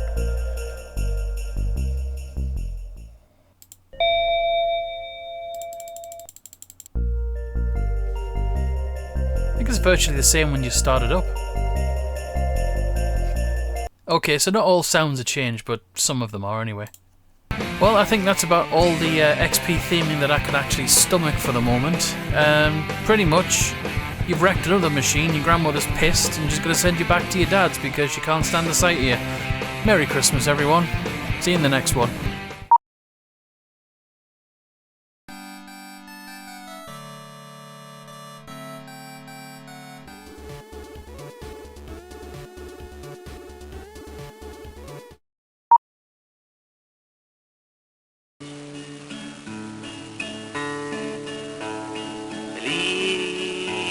Navidad in America.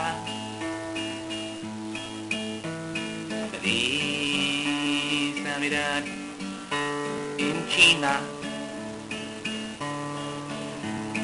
Feliz Navidad in Santo Domingo. Feliz Navidad in Alemania. Feliz, feliz, feliz Navidad in Cuba. Feliz Navidad in mis pantalones. Feliz Navidad en la calle. Feliz Navidad en mi corazón. Bye bye.